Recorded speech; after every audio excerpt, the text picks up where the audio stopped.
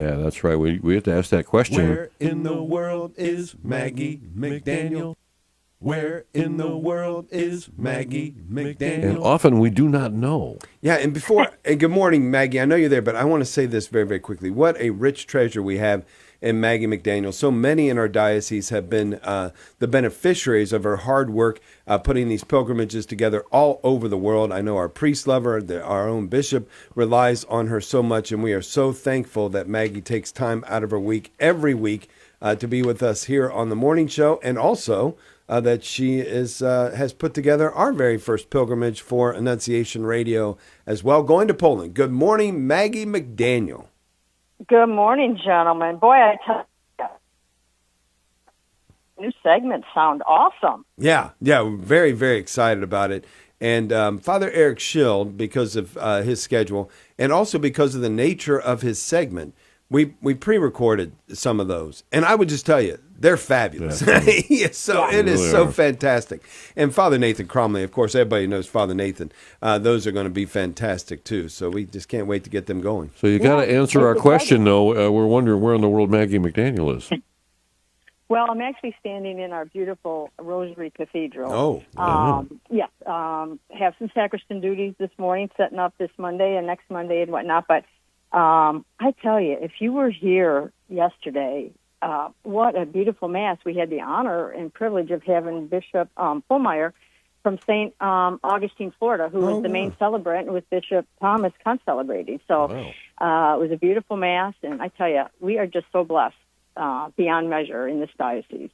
Well, and look, we talk about pilgrimage. You go to some of the most beautiful places in the world, but you could put our cathedral up against just about anywhere you go, right? As far as just aesthetic beauty and how fabulous a sacred space it is. Oh, unbelievable. And, I haven't been to a lot of the cathedrals, I'll be honest with you, but I tell you, people who come and visit who have been to them say this is one of the most fabulous cathedrals I've ever seen. Of all the ones I've been in, this tops it as well.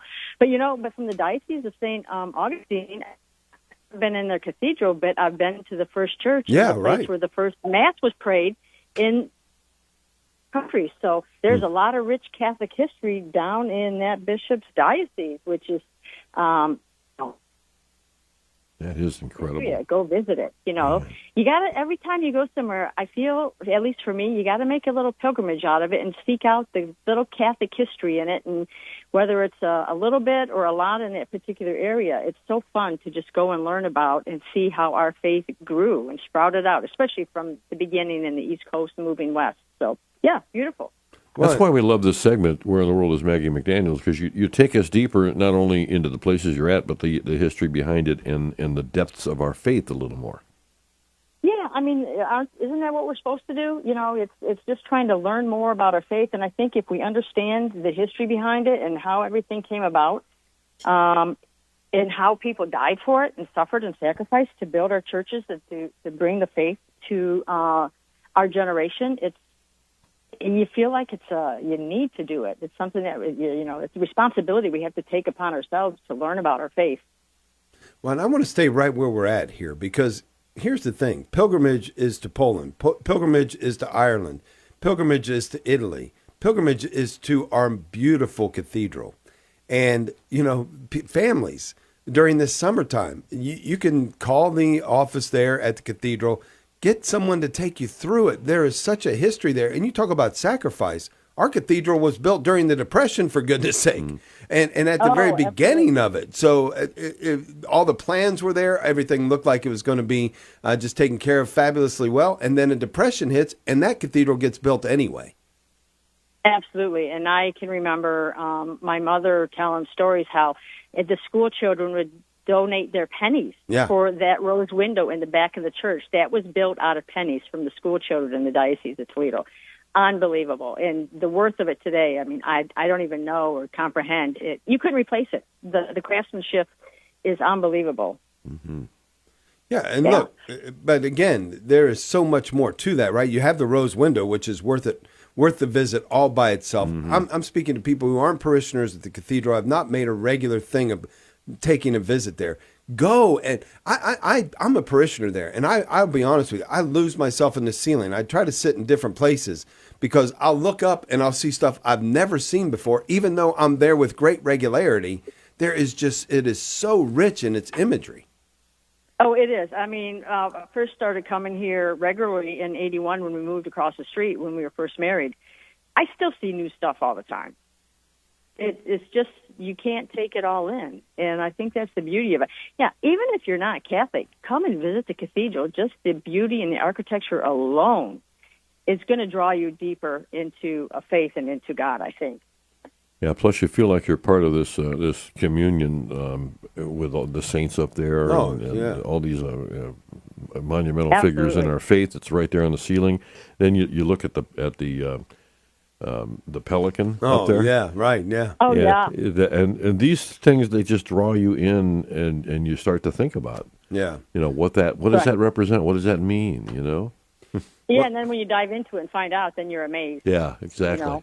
The mother would feed her chicks from the breast from her own self, and our Lord gave his body to us to feed us. It's just unbelievable. Mm-hmm. Yeah, it is. And that's why I'm so excited, too, for August, for our pilgrimage to Poland, to see the sacrifices that the saints there made, that the people of Poland and throughout the world who have come to know from it to deepen their faith and become Catholic because of it, and to understand their faith. So I'm excited for August as well, to go on that pilgrimage with Annunciation Radio and you, Dave. No, I'm looking forward to it. I think it's going to be fabulous. We had a couple that we were looking forward to having with us that, because of some family issues, had to depart the pilgrimage. Have we filled those spots? Is there still an opportunity for a couple people to join? We have not. Yeah, there's always an opportunity because we can always get extra rooms and we can get you on the flight, but the flight would just probably be at whatever the going rate is for the air at the time you purchase the ticket. But other than that, yeah, we can always take people. That's never an issue. So if you want to go with us, hey, we'd love to have you join us. Yeah, give Maggie a call. I'll give you the website first, CatholicFaithJourneys.com, CatholicFaithJourneys.com. Go to Open Pilgrimages or call Maggie directly at 419-290-8782. Very, very good. That's how you. That's what you call Maggie. That's how you call Maggie. What she calls me is not polite sometimes, but we like one another anyway. Thank you, Maggie. Yeah, she's brutally honest. God bless your day, guys. You too. Guys, Thanks, our Maggie. cathedral is so fabulous. Get to our cathedral. If you have a day, go down there and spend half a day down there and just really take the grand tour. It's beautiful just to walk around it. And I've said many, many times, it's most beautiful when it's filled with people. But man, is it a fabulous place to visit. Absolutely.